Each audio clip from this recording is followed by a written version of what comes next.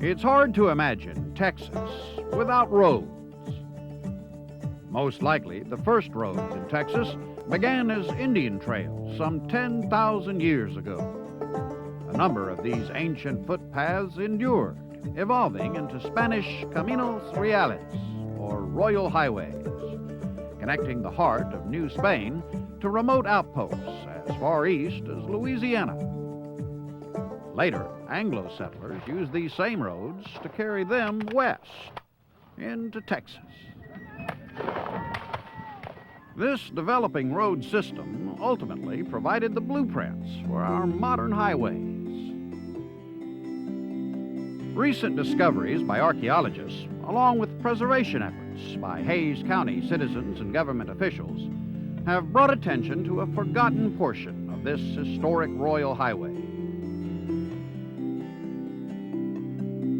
Beginning just south of San Marcos at Interstate 35 and stretching east towards Bastrop, this section of what was once part of the Camino Real now consists of County Road 266 and Highway 21 in Hays County.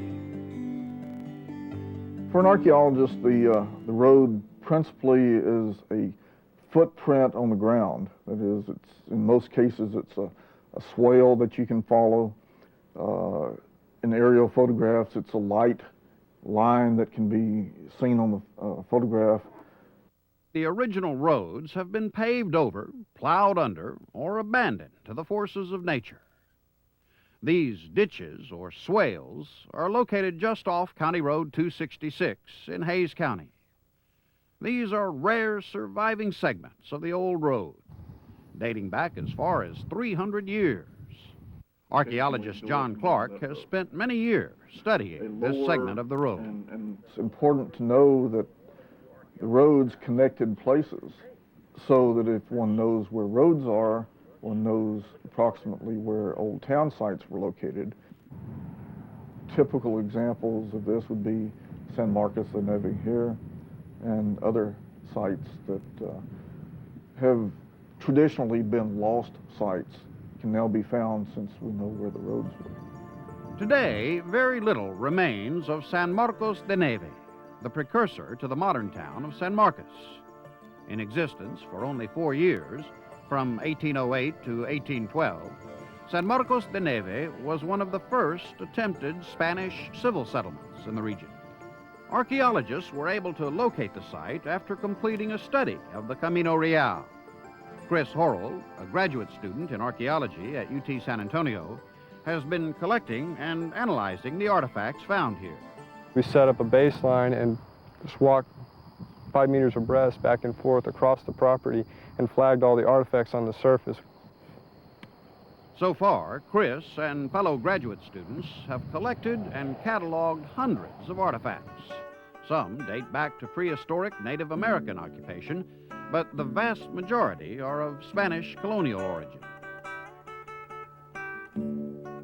The site is potentially extremely important in that it's one of the last attempts by Spain to maintain control in the province of Texas. Basically what they were trying to do was thwart any attempts by the Americans after the Louisiana Purchase to come in and occupy parts of Texas.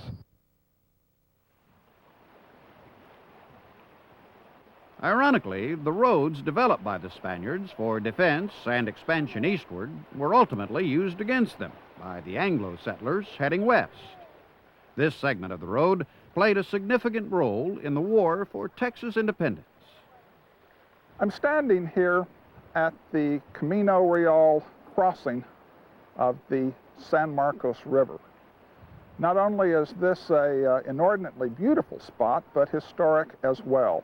It was here that in 1813, the royalist Spanish troops of Elizondo pursued Anglo and Mexican refugees from the Battle of Medina.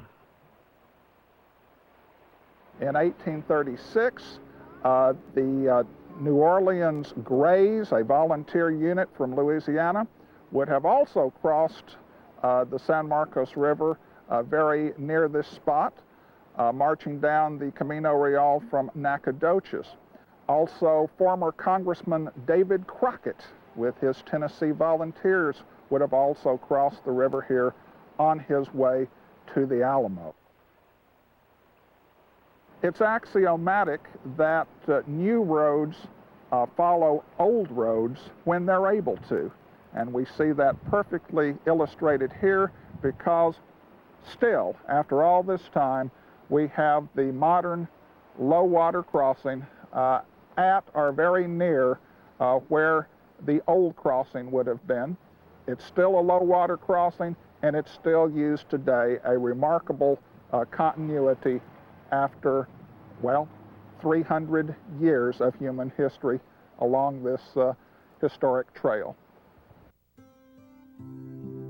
Ever since the war for Texas independence was fought and won, European immigrants have continued to flow into Texas. The small farming community of Ulen, just off Highway 21, was originally settled by Germans. 85-year-old Martha Ilse remembers the old road before it was paved. Yeah, it was an old gravel road with rocks on it. We traveled with a buggy and horse from our farm up to see my grandpa and grandma at Mendoza. Didn't have no car. It's quite a bit of changes.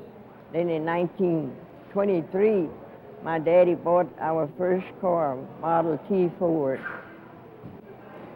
We paid $480 for it.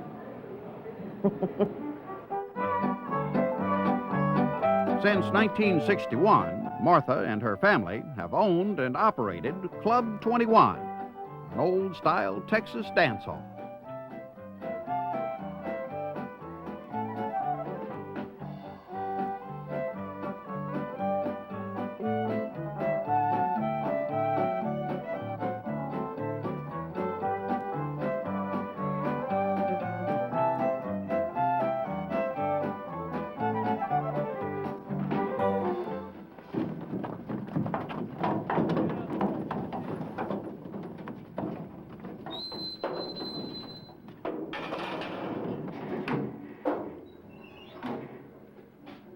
Just a few miles east of Club 21 is another longtime resident, Bill Sawyers. His ranch headquarters, just off a dusty section of County Road 266, is less than a mile from Interstate 35. Okay. ¿Está bueno? Sí. ¿Dónde mismo? Uh-huh. Con los 20 y 18. I've been right here on this place for 40 years. Came here in January of '58. And I've seen a lot of changes right here. There didn't used to be very many people drive up and down these roads, but now there's just a constant flow of traffic. I might need a traffic light right outside my headquarters gate. The Sawyers Ranch provides some vivid reminders of the distinct cultures that blended into modern Texas. His ranch hand, Santana Vasquez, is originally from northern Mexico and has been working here for 15 years. Aquí se habla mucho mexicano. Este rancho se habla demasiado mexicano porque el patrón habla puro mexicano. Yo casi, pues yo en inglés no entiendo nada todavía. Ahorita, ¿para qué le voy a decir la verdad? ¿Para qué le voy a echarle mentiras? Porque, pues no, como el señor habla mexicano, es que pues no me apura mucho. No. Y todos nos entendemos en mexicano, yo y él, pues no hay ningún problema.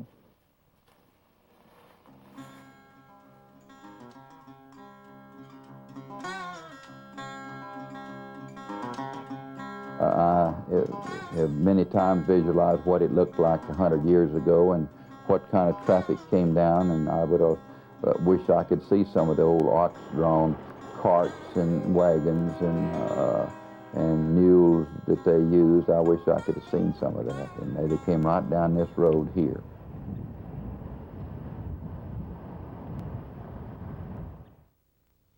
Hays County citizens and government officials are working together to preserve the points of historic importance along this stretch of road.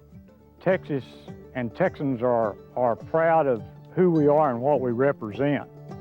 And I think as we're challenged by the growth that is occurring in Texas today and the onslaught of people moving here from other communities and other cultures, it's extremely important for us to try to preserve as much of our heritage and our history as we can. And I believe the preservation of this roadway and all of our other historic efforts that we've got going on in our community are our way of keeping ourselves grounded to our very, very unique heritage and culture. On this road, cultures clashed, fought, merged, and ultimately continue blending into what today is truly Texas.